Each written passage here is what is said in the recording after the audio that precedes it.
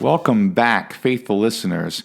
I hope you listened to part one of our review of WandaVision. We just decided to do the whole series, the whole first season, kind of in one shot, and we've split it up into two different parts here. So go back and listen to part one if you haven't yet, or just go ahead and listen to part two. Remember, there's lots of spoilers coming up. We are not going to be shy about giving away spoilers as we do our review. So make sure you've watched the season and enjoy this part two of our review of WandaVision. I would say let's kind of explain a little bit about the hex, because we haven't talked about that. So I think episode 2, we're kind of revealed the pullback, or maybe it's the end of episode 1, I forget. But we find out that essentially Wanda has taken over this whole town with what is referred to as the hex. Basically, it's her magical barrier that she sets up, that anyone inside the barrier is pretty much under her control to a certain degree. And the further outside or further away from her that they get, like the closer to the edge of the hex they get, the less active and the less kind of in control these humans are. They're just kind of like going through these motions of doing the same action over and over again, kind of like a automaton stuck on repeat. And it's the hex itself plays a big pivotal point in kind of a aha gotcha moment sort of thing, one of the twists of the show that I kind of have an issue with. But yeah, the whole idea of like the hex keeping everyone in, I agree. Like, why couldn't she expanded the hex at one point to incorporate more people. Yeah, right. And then that's when things started getting kind of out of her control. They were like glitching through the different decades. Her milk is being, like a 50s glass jug, and then it goes to like a carton. But yeah, why couldn't she just keep it right around her house? Maybe. Well, again, to me, that would have given an opportunity for her character to make a choice. You see what I'm saying? Like, it would have given her character an opportunity to make a choice in her grief instead of having more grief. Like for whatever reason, like just like it almost felt forced upon her again that she had to deal with this stuff. And I just think there could have been something, and obviously something's going on with the kids because they're a little after credit scene and they're crying out to her and it's kind of creepy and all that stuff. But so that that's that was kind of one of the things that I was, again, I don't know if they just didn't have time or they just wanted to, I don't know.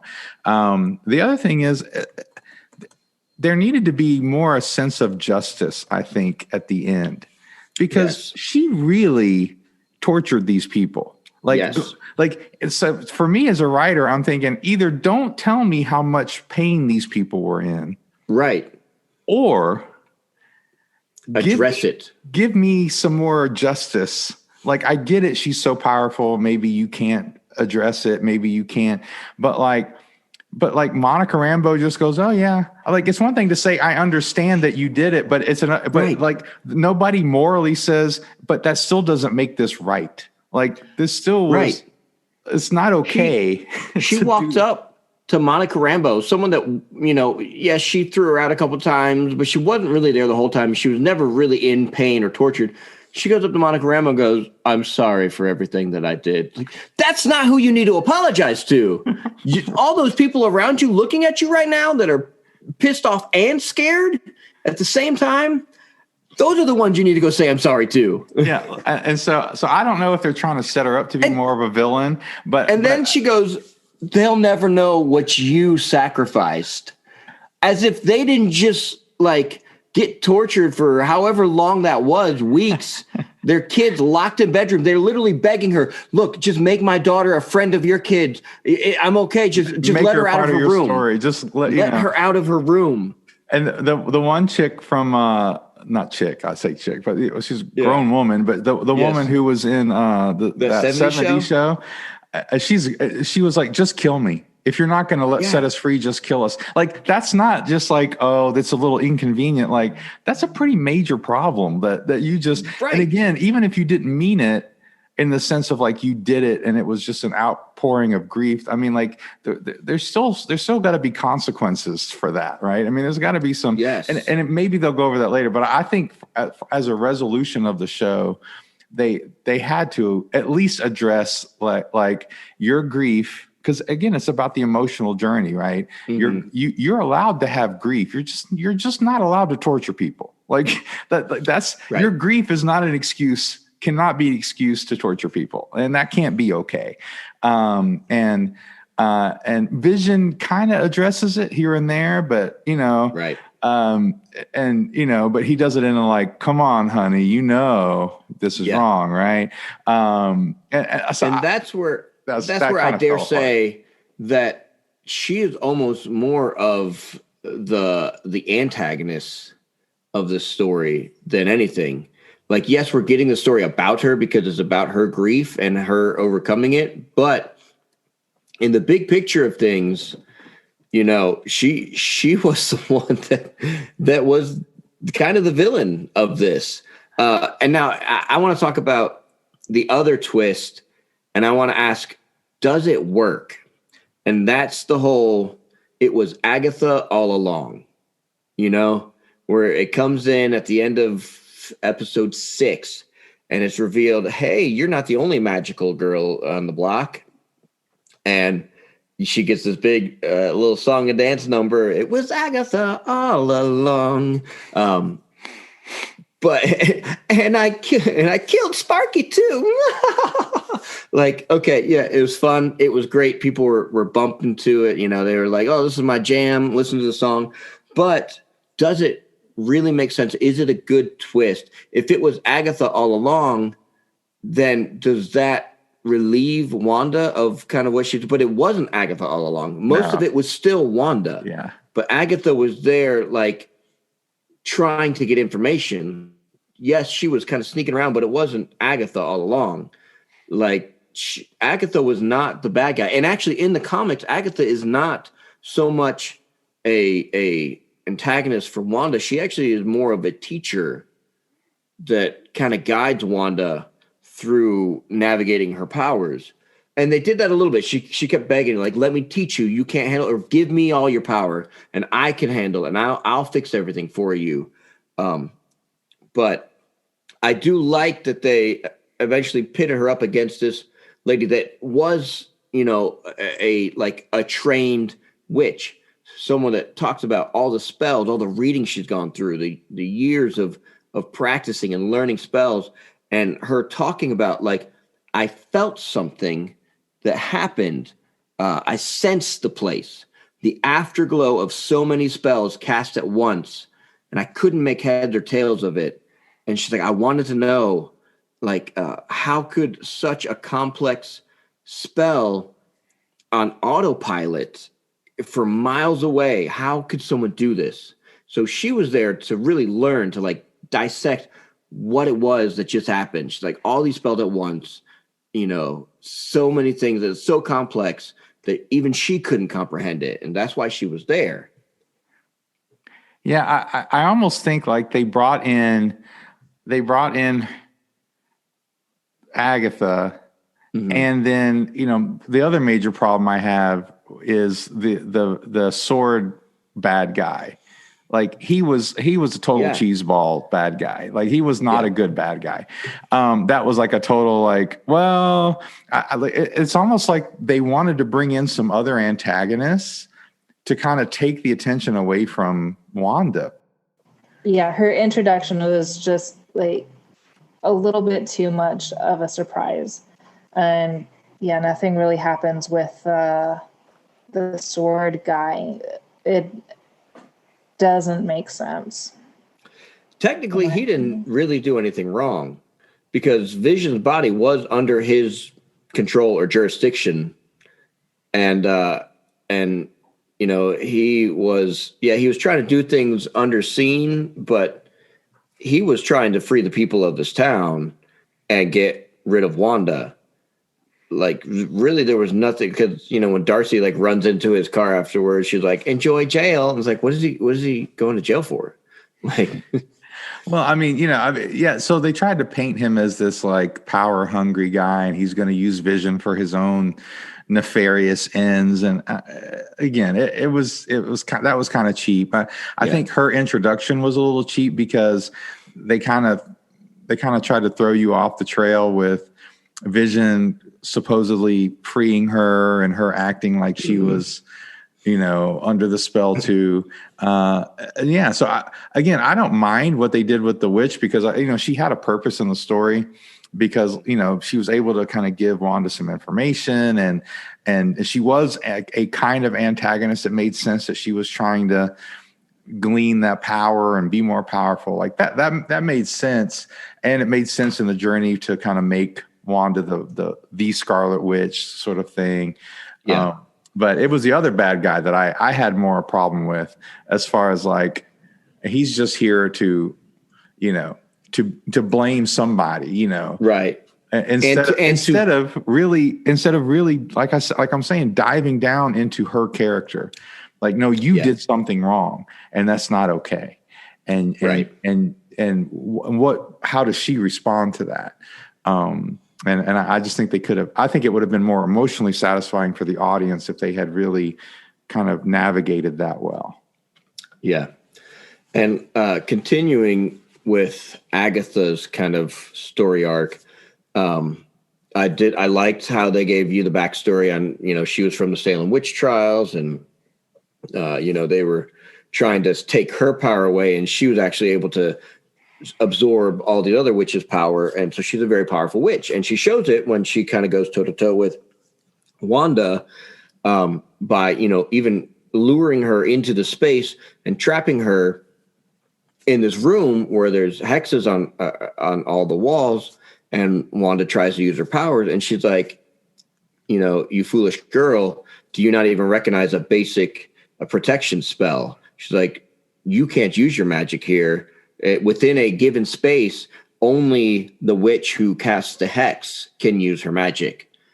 And so she's kind of showing you the difference between what a fully trained witch is, and versus Wanda and her lack of, she even called her like a baby witch that would have amounted to nothing except that you touched the Mind Stone from the Tesseract.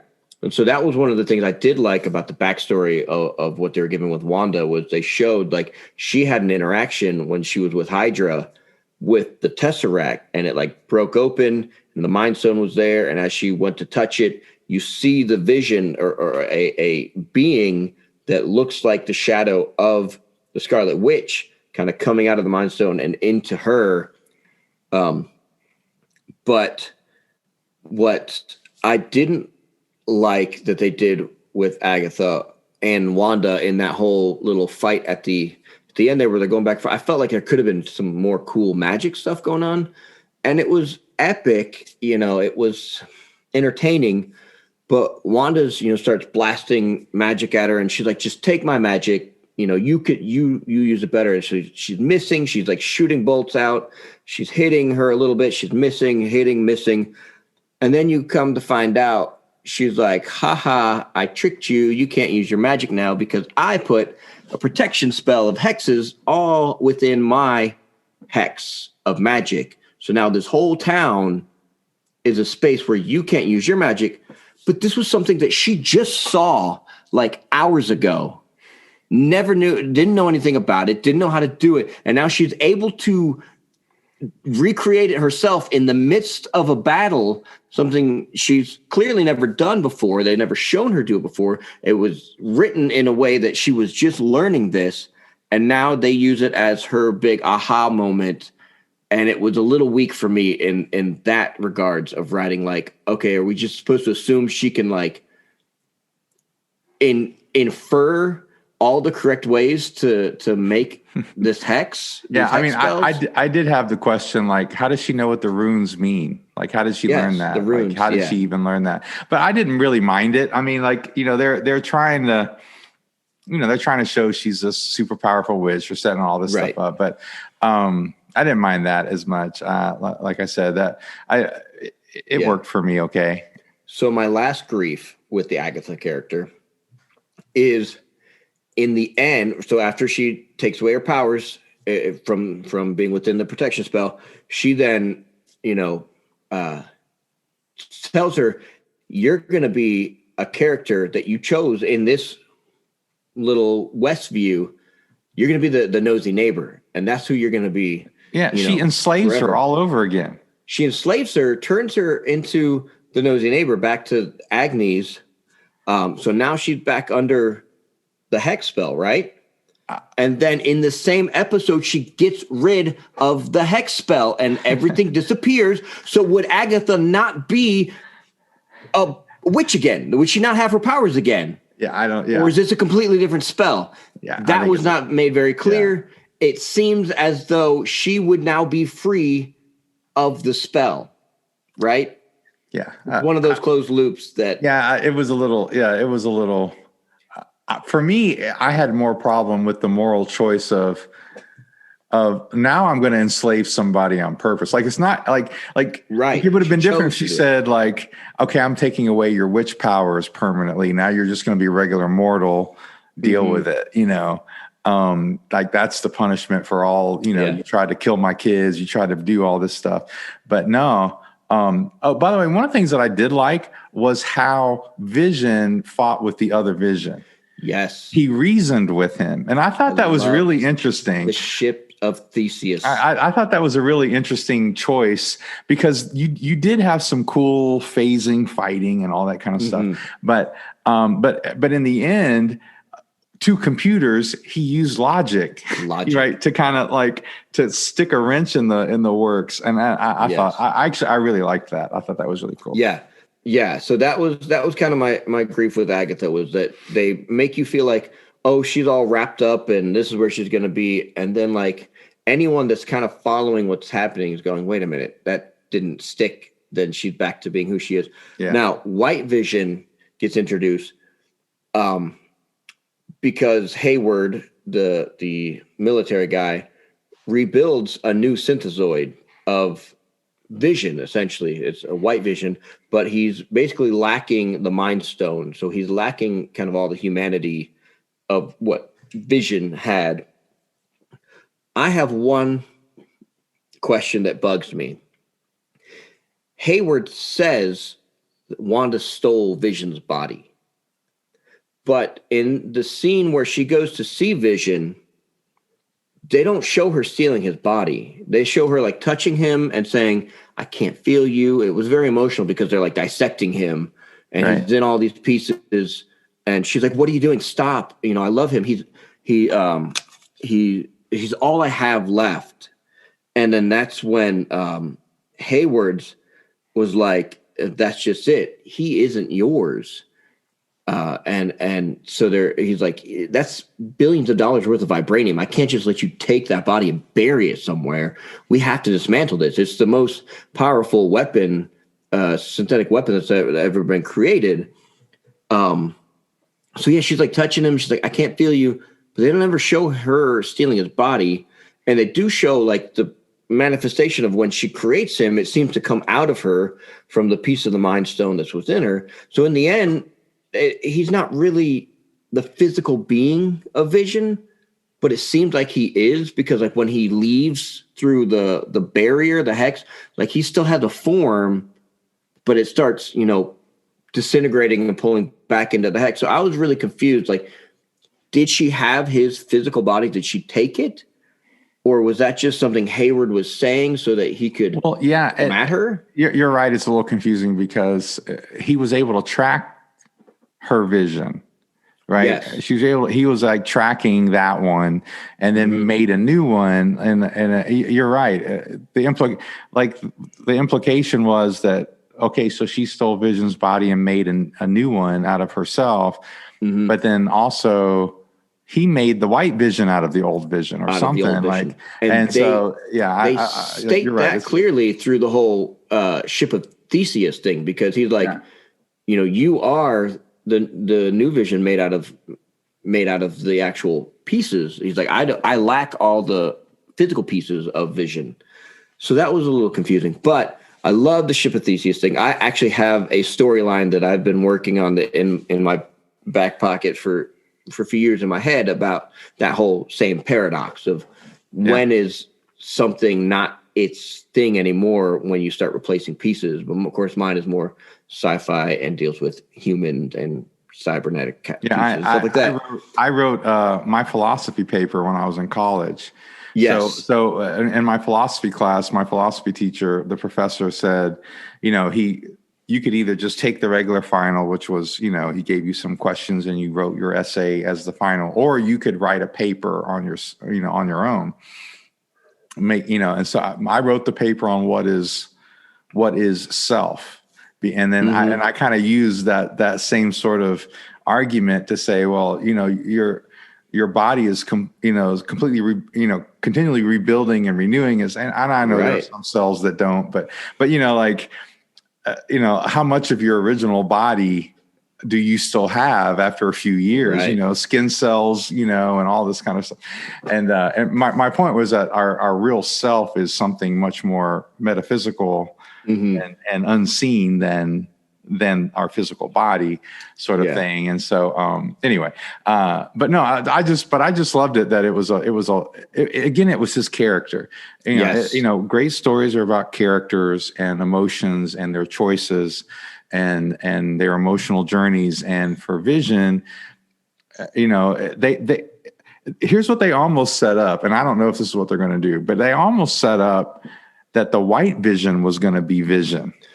Yes. Like now that he's got all his memories, because he unlocked his memories. And I'm like, is this guy going to be like the one she can, because she says, we'll say hello again, we'll say hello again sometime. And I'm like, well, the white dude's out there.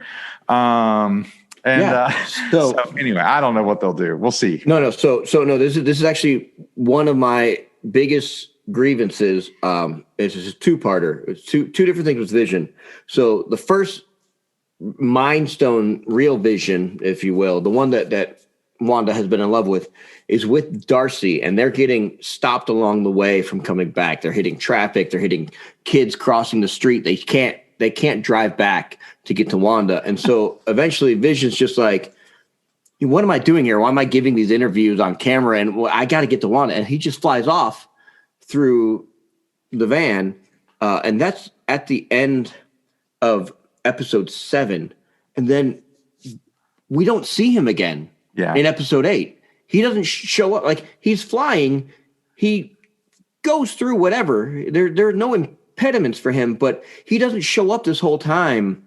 Now, I get it. Like, Wanda was off with Agatha going through the memory thing. So maybe they were in some astral plane, but he's not there. Like, I thought they were trying to show that she was keeping him away, right? Wasn't that the episode where the kids were like, "Where's Dad?" And she's like, "Oh, he's taking a break." But I thought the implication was she was keeping him away, right? And that was in 7, like she's keeping him away. But then he flies out of the truck, and you're like, okay, now he's going to come and kind of be able to help Wanda in this thing. But he doesn't show up till like way into her fight with Agatha. So there was a little bit of a time. It was like off camera, out of mind.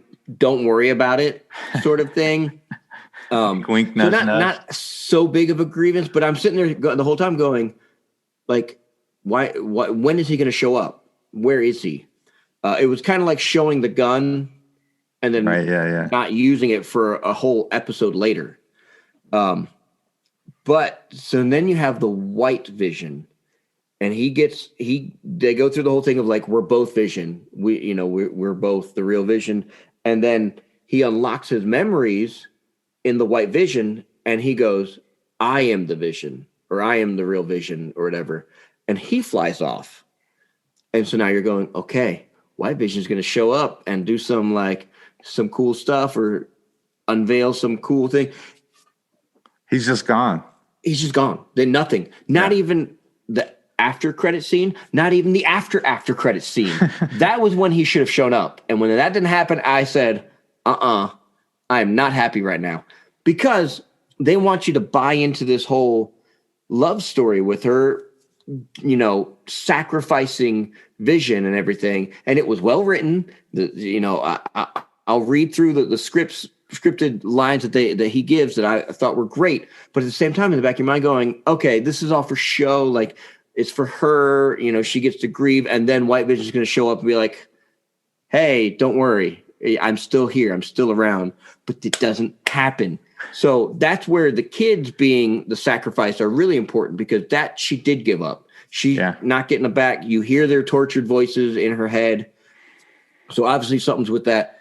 But like, you show us that there's a transition made, that he has passed on the torch. And that's why he's okay as Vision with kind of letting go, because he's like, okay, there is another one. And I get it. Like, the White Vision is not the same character. He doesn't have the same humanity and all that. But it was I think the biggest open loop that they didn't close that bothered me the most. Yeah. I mean, they could have at least given some sort of hint that he was still around or something. But yeah, I mean, and the setup is there because remember in Infinity War, when they were trying to remove the Mind Stone, the theory was that we can remove the Mind Stone and Vision will still be there. Like, Vision isn't just the Mind Stone. Vision is, and like, that gives him power and stuff, and that's part of it. And but more we can humanity. remove that, and the human part of him is still active, and that's why some of the confusion is not great writing, just because there is that whole backstory, there is that whole extended universe that that we can tap into, and that we do. And those of us who are into it are like, wait a minute, which if he's got his memories, if he's a computer and that's the original planks of the ship or whatever, it's not the replaced planks, it's the original planks. He's got the memories. Like, he is Vision. Like he is, and that's what he says, I am the Vision. And or does he try to kill himself because his programming was to kill the Vision or whatever? Yeah. I mean, something. Anyway, but so that might be something they bring in later, like in a different movie. But side note: the mini series or the mini little 8-minute episodes of Legends, Marvel Legends, where they go through each character. And where they show up in the different movies, so well done, and such a great way to go back and really get into the character and see why, like, there's such an emotional, state for like Wanda or Vision. Like, when you watch the Wanda one and you watch the Vision one, you're like, oh yeah, they were in all these different parts, and that's where they had their start, or that's where the big transition happened, or that's where they really started falling in love. So I really recommend anyone that hasn't watched the little short Legends. Those are great. And I love when they keep putting them out kind of in between episodes to kind of tide you over. Well, we actually, and I started it because I was like in I don't know, episode 5 or 6, I was like, I just want to go back and watch those movies. So I went back and watched Age of Ultron, and I watched Civil War, and then Endgame. And then we just watched, Infinity War and then Endgame, because I was like, I want to go through that whole story again and just kind of look at it again. And man, she's been through some stuff, man. She really has been through some stuff. And so again, I mean, we're kind of being nitpicky a little bit here and there. I mean, obviously, a little bit. 85-90% of it was amazing. And there's about 5 or 10 maybe that we could say, it didn't knock some of this stuff out of the park. But it really did do a great job with that emotional core about grief. Yes. I think they could have done a better job with the character at the end, like I said, with the moral choices she made. But anyway, let's actually, I would love to dive into that emotional ending there between her and Vision, because I thought it was really well written. I thought, the emotion going between the two characters was well done, even though in the back of my mind, I'm going, it's all good. There's a White Vision. And then that never happens. But if you can like kind of forget about that, which is what I think they're hoping you do, when you go into this, it's so good. Like, And they just say goodbye to their kids, and then they're in the family room, and she's kind of turning off all the lights, and Vision turns the light on. He's like, I heard somewhere, it's not good to say goodbye in the dark. And she's like, you didn't read that anywhere. He's like, yeah, I know. I want to see you one last time. And I just want to see your face. And then he asked, what am I? And she goes into this whole like soliloquy of like you are the piece of the mind stone that lives in me. You are my sadness and my hope, but mostly you are my love. And I was like, oh, that was so well written. It's so good. And then just before, like you see the wave coming of the hex or of the boundary, he doesn't have much time left. And he stops and he goes, I've been a voice without a body. I've been a body, but not human. Now I've been a memory made real. Who knows what I'll be next? And like, he leaves it on that, like he's processing through, like, look at all these like amazing things that have happened in my life. All these big steps of things that have never happened before. What else could I do that doesn't happen? And of course, in my mind, I'm like, White Vision. He's White Vision. That's what he is next. Okay. And then it doesn't. Anyways, we've gone over that. But yeah, I really liked the way they said goodbye. And then you mentioned it earlier. I forget who says it, him or I think they kind of like finish each other's sentences, but they say, we have said goodbye before, so it stands to reason that one day we'll say hello again. And then he's like, so long, my darling. And then fades. And it's like, yeah, no, it was a good emotional moment. And, it is obviously there's grief because there was love, right? I mean, you're not going to have grief without that connection and that love. That's why you have grief, is because there was so much love there. And so just to kind of, remind people, if they don't know, like in the comic books, the Scarlet Witch is sort of like a villain / hero. Like she's one of those sort of Marvel has some great kind of anti-hero, villain heroes that kind of walk the line, right. Even Magneto kind of does. Magneto leads the X-Men for, a year or two, or in the comics or something, after Charles Xavier leaves or dies or something. And, but of course he comes back to life because it's comic books. But, so, Marvel has these great sort of anti-hero, not neutral, but they kind of walk that line between hero and villain. And Scarlet Witch in the comics is one of those because she's Magneto's daughter and all that sort of stuff. So, all that to say is, I don't know how much they're trying to play into that. I still think they could have done a better job with a couple things. Even if they were going to make her a villain, like, give the audience a little more of an emotional, moral satisfaction that, like, it's not all right to have people wish that they were just dead instead of whatever you're doing.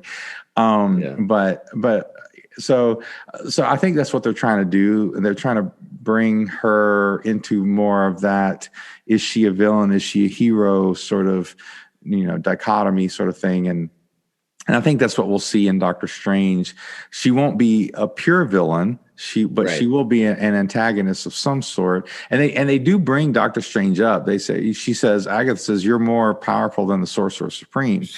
And that's a question that I had when I watched back through some of these movies is, Doctor Strange doesn't have the Time Stone anymore. At least he shouldn't. And because they replaced them and then they were destroyed by Thanos and in the real regular timeline, and they were supposed to he's supposed to give it back to the that other sorceress who died in Doctor Strange. But all that to say is, so I think it's going to be a really interesting movie. I like the Doctor Strange movie, the first one. So Benedict Cumberbatch. He's great. I mean, he's amazing. And so and he was such a great part of Endgame. Infinity War and all of that. So I'm really looking forward to that, just to see what they do. Yes. But again, I mean, we're in that era where, Falcon and Winter Soldier is coming up, and they're going to explore those characters, and they have a plan. Again, we can make our little complaints here and there, but Feige has a plan. I mean, he's got a plan, and I even read an article recently where he was like, "No, we're not going to introduce mutants until for at least another couple of years. We don't have a plan for it." Right. Like we got a plan. They didn't have the rights to them. Well, they didn't have the rights for them until they'd already had pretty much everything planned out for this phase 4. Yeah. So they're before they got the rights. I mean, the main thing they're going to have to figure out is what to do with Black Panther.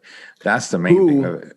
Black Panther is another character that got introduced more as kind of like not a villain, but an anti-hero sort of thing within Civil War, because he was hard pressed to get Bucky Barnes to get the Winter Soldier, and Captain America had to keep coming in and trying to stop him. Yeah. So I think it's going to be the same thing that we see happening with Wanda and Doctor Strange.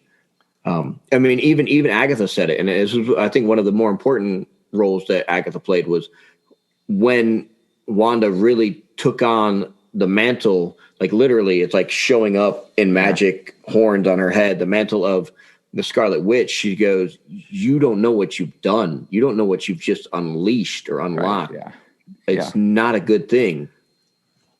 Yeah, they were setting something up. So overall, it was amazing. Oh yeah, and very rewatchable. Oh yeah, very rewatchable. Absolutely. And it's because they did a lot of the details really well, and that's why it's rewatchable. Is because that's what makes a show rewatchable. I was trying to say that word again, but that's what makes it a show you want to revisit. Is that they did a lot of the details well, and all the side characters were fun. The actors that they picked, and the way they came across, and and they seeded in the Skrulls again. Yeah. At the end, they had Monica Rambeau go off into the theater with this person, and it ended up being a Skrull. And she said, "Hey, a friend of your mom wants to see you up in space," which I'm assuming that meant Nick Fury, because he's the one that's been up in space the whole time. And Skrulls have actually been Nick Fury, which is, I keep forgetting that part of it. So every time Skrulls come up, like, oh yeah, that's right. Everyone's an alien in S.H.I.E.L.D. and Sword. Yeah. Well, so I'm just going to be honest. The Skrulls are one of my least favorite things that have ever happened in Marvel. And they are a huge part of Marvel. Like they have major storylines with the Skrulls. So like you can't get away from doing it. If you're really going to stay true to the comics and what they're doing, I'm just not a big fan. I'm not a big fan of the Skrulls. They did okay with them in Captain Marvel. Captain Marvel wasn't one of my favorite movies. No, it wasn't.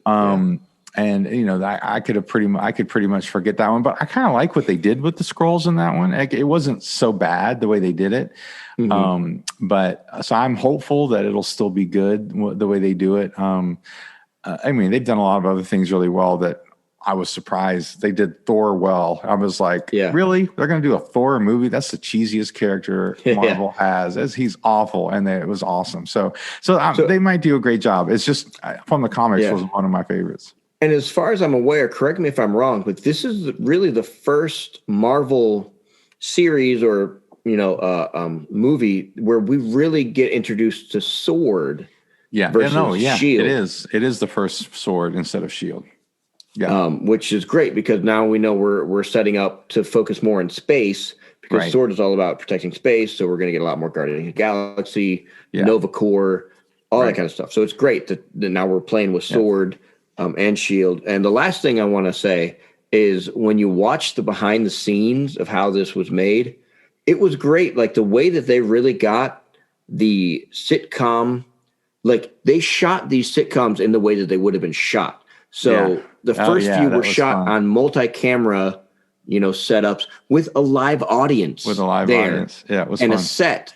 And then as they got to the more recent sitcoms, they were shot from a single camera perspective and point of view. So they really, really got into the meta of dissecting what are these these sitcoms from the years before and what differs between the way they were shot and the way that they were set up and even the way that they told story and told narratives.